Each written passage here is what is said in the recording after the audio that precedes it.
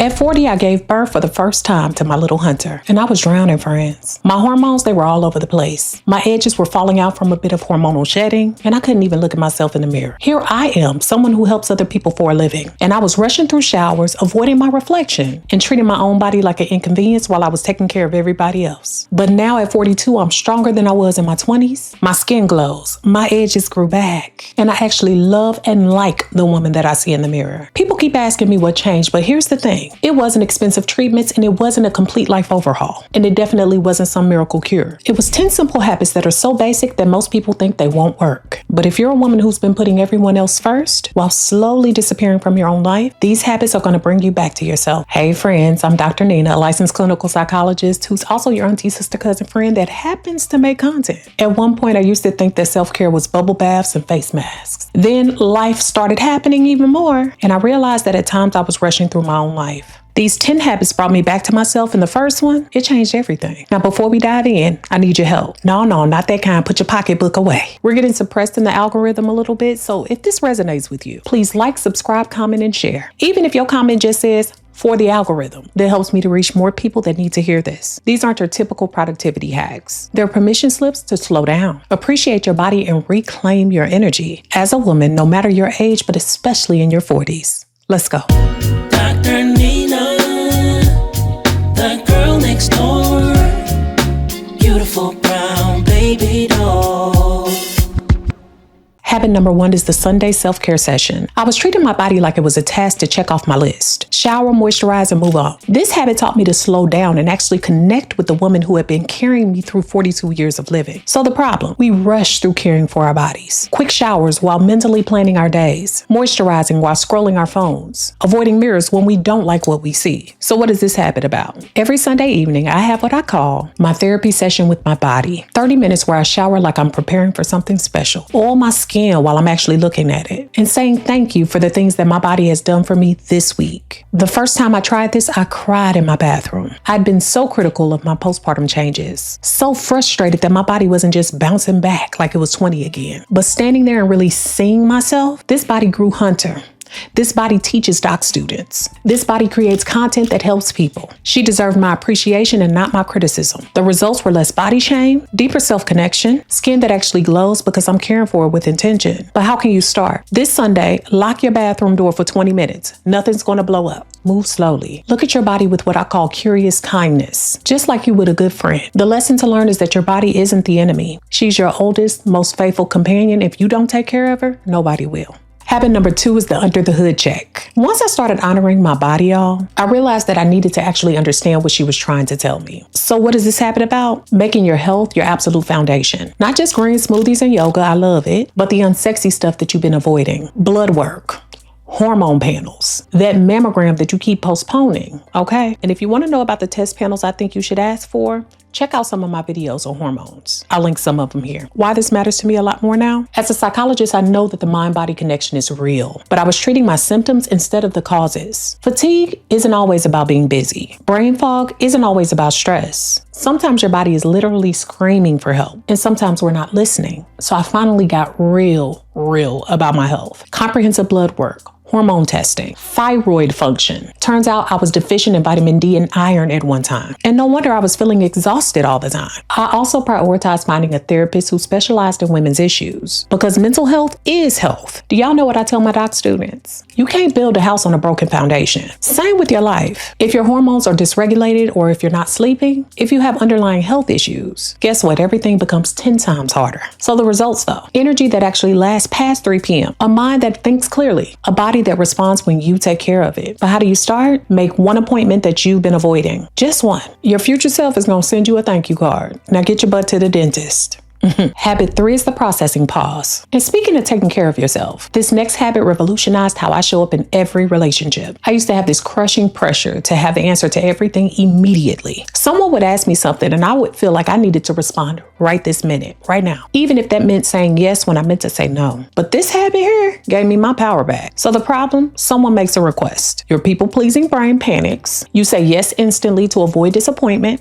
Then you spend the next week resenting them and yourself. You over-explain, over-justify, and you over-apologize for even having needs. When someone asks you for something, your time, your opinion, your energy, you automatically say, I need to think about that and I'll get back to you. That's it. No explanations, no apologies even. Just space to actually check in with yourself. So the psychology behind it, as a psychologist, I know that your nervous system needs time to regulate after a request. Your gut needs the space to speak up. Your brain needs time to actually separate what you want from what you think you should want. So how you build this superpower? First, I want you to practice saying, let me think about it. Say it right now. Let me think about it. Say it out loud right now. Hear how normal that sounds. Second, when someone asks you something this week, take a literal breath and say those words, even for the small stuff. Third, notice your urge to explain yourself. Resist that. You don't owe anybody a dissertation on why you need 10 minutes. Fourth, use that time to actually tune into your body. Does this feel like expansion or contraction? Joy or obligation? So your breakthrough. I realized I was saying yes to a whole lot of things, not because I actually wanted to help, but I was terrified at one point that people would think that I was selfish because I had been gaslighted into that before. Now when someone asks me to do something, I say this, let me check my bandwidth and I'll get back to you. Even my baby Sean gets that sometimes, okay? It's not about him. It's about me learning to trust myself. So the deeper truth, you're not being difficult, you're being intentional. You're teaching people that decisions come from wisdom and not pressure. The results are decisions that actually align with your life. Relationships based on authenticity rather than performance. So how do you start? Next time someone asks you for something, say this, let me get back to you. And notice how it feels to give yourself that gift. And honestly, learning to set boundaries and giving myself permission to pause, that did not come naturally, y'all. That took a lot of work. I needed real support to build that muscle. And that's where therapy changed everything for me. Therapy has been a part of my life for years, and it's been one of the most transformative investments that I've ever made in my life. It helped me build the boundaries that I just talked about, make changes that seemed impossible, and remove things from my life that no longer serve me. People, places, things, and relationships. That takes courage, and having support makes all the difference. And that's why I'm thankful for Growth Therapy for bringing us today's video. Growth Therapy makes it so easy to find someone who actually gets it. They match you with a licensed therapy based on your needs, not just whoever's available. Most accept insurance, and you can meet from home, which is honestly game changing for anyone. For me, having someone help me process the guilt that we sometimes carry, the body shaming we've been talking about, the pressure of juggling multiple roles in life, it's been life changing. Therapy is not just for crisis moments. It's for becoming the version of yourself that you actually want to be. And with the holidays coming up, stress and overwhelm in the new year, you don't have to navigate all that alone. If you've been thinking about therapy but don't know where to start, Growth Therapy takes the overwhelm away. Go to growththerapy.co/Dr. Nina or scan this QR code to get started with therapy that fits you. Thanks to Growth Therapy for sponsoring today's video. Okay, now habit 4, and this one saves me 70 minutes a week. This one is all about what I call the decision dump. What it is. Every Sunday, write down the decisions that you need to make for this week. Meals, outfits, workouts, errands. Decide once, execute all week. Why this matters? Decision fatigue is real. You're making 35,000 decisions a day, no lie. And this eliminates hundreds. I used to literally stand in my closet every morning for 10 minutes like I didn't know what was in there. Now I try to plan my outfits out Sunday night right down to my workout clothes. That's 70 minutes back to my life and my week. The results are more mental energy, less morning chaos, and fewer what's for dinner meltdowns. So how do you start? This Sunday, plan 3 things: meals, outfits, workouts. That's it, that's all. Habit number 5 is the multiple hat management system. What it is, I actually run my life like a doctoral program with intentional time blocks for everything that I'm juggling. Look, whether you're managing kids and a career, running your business from home, caring for aging parents, or just trying to keep your head above water with everything on your plate, I can relate, boo. But hoping things will work out, that's not a strategy. We got a lot of ish to do. Why this is survival and not perfection? I'm teaching graduate courses, supervising dissertations and clinical work, creating content, raising Hunter, and keeping my marriage alive and thriving. If I don't have systems, everything crashes. And I mean everything. Mondays, full days on campus. Teaching, meetings, program director duties, clinic director responsibilities. Tuesdays, more meetings, therapy sessions, coaching calls, grading, and literally drowning in emails. Okay. Wednesdays, batch recording content. Hello. Catch up time, doctor appointments, all the miscellaneous life stuff. Thursdays, clinic work, more batch recording, catching up on messages. Fridays, Sean and I still away for quick dates when we can, family time, and actually talking like adults instead of just coordinating schedules. But the non-negotiable here, every single day I get 30 to 45 minutes of purposeful movement. Not because I have time. I make time. It's literally scheduled like any appointment. What changed everything? Hunter started going to childcare outside the home, which means she's getting socialized and stimulated while we can actually focus, especially during working blocks. That was a game changer for both of us. Now, the psychology behind it, time blocking isn't about being perfect. It's about being intentional. When you're wearing this many hats, you need to consciously be able to switch between them, not just hope your brain figures it out. And the results, though, I actually excel at multiple things instead of just barely surviving them all. My students, they get my best thinking. My audience, y'all get authentic content. Hunter gets a present mama, and Sean gets an actual wife, not a stressed roommate, even though he might get some of that sometimes too, okay? But how do you start? This Sunday, block out your 3 biggest priorities for the week. Not an endless to-do list. Your 3 non-negotiables. Everything else is going to have to fight for the leftover time. Habit number 6 is the energy protection protocol. What it is redefining what peace actually looks like. Not silence and not perfection, but fierce protection of your mental and emotional space. Learning to say no without a 20-minute explanation. Now, why this transformed everything for me? I used to think being a good person was being available to everyone all the time. That peace meant no conflict. Baby, I can do the conflict now, okay? But real peace, it comes when you stop explaining yourself to people who don't even matter. When you guard your energy like the precious resource that it is. I stopped committing to social events that drained me. I stopped apologizing for having boundaries. I started creating calm in my home instead of waiting until everything around me was in a perfect condition. My house became my sanctuary and not a stress source. And now I regularly check in. What's actually filling my tank versus emptying it. That Instagram scrolling that used to drain me, swapped it for strength training that energizes me. So the mindset shift. Peace isn't something that happens to you when the stars align. It's something that you create by being intentional about what and who gets access to your headspace. Results though, less background anxiety. Baby, talk about a drop for that blood pressure. More presence with people who matter and actual energy for my own life. But how to start? Learn how to say no once again without giving a reason why. Notice how revolutionary it is to protect your peace instead of performing for others. Habit number 7 is the transition ritual. So what is it? It's a 5-minute evening practice, and it signals to my brain and body that I'm shifting from doing to just being. It happens to involve skincare, but it's really about creating a psychological boundary between my day and my rest. Now, why does this matter for your mental health? As a psychologist, I know that rituals help our nervous system to regulate. They create predictable moments of calm when our days are chaotic. But I also know that as women,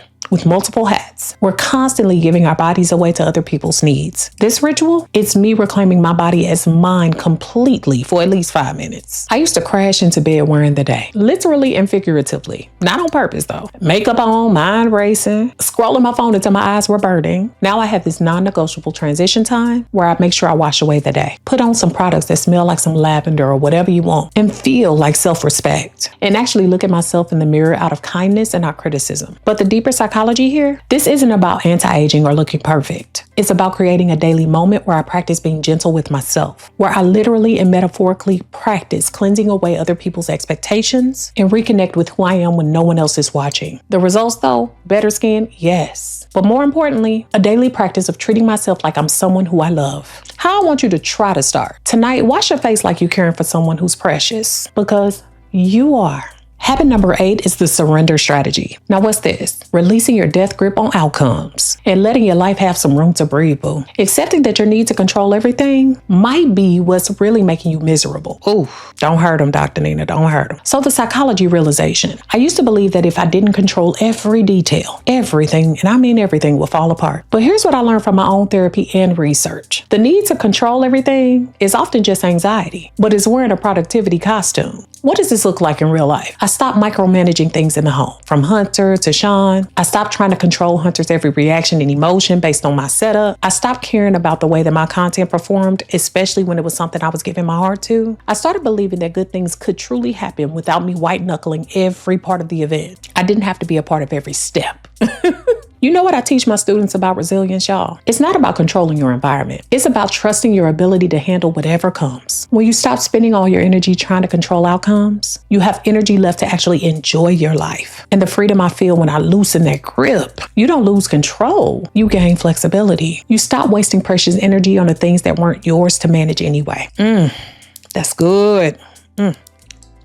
Okay, that's to me too. But the result is less background stress. Your relationships can actually breathe and space for good surprises. But how do you start? Pick one thing that you've been trying to control that honestly isn't yours to manage. Practice releasing it this week and see what happens. Habit number 9, the morning movement. So what is that? Every single morning, I move my body. Sometimes before Hunter goes to childcare, sometimes after, but it must. I said it must happen. Some days it's longer runs and lifting sessions. Other days it's just a nice brisk walk around the block with Bella. But moving is a goal, not perfection. Why this matters? Your body needs to move, not for weight loss and not for punishment, for life, for energy, for their mental clarity. At one point, which was very short-lived, I used to skip movement because I didn't have the time. Now I protect the time like I protect my therapy appointments. Hunter's at childcare? Perfect time for a full workout. She's homesick? We're gonna take a walk together. The goal isn't for a perfect workout. It's keeping the promise to myself that I matter enough to move. The results? More energy throughout the day, better mood, stronger body at 42 than 33, and I'm modeling self-care for my baby. Now, how do you start? Tomorrow morning, commit to 10 minutes of movement. Just 10 minutes. Walk, stretch, dance in your kitchen. Whatever gets your body moving,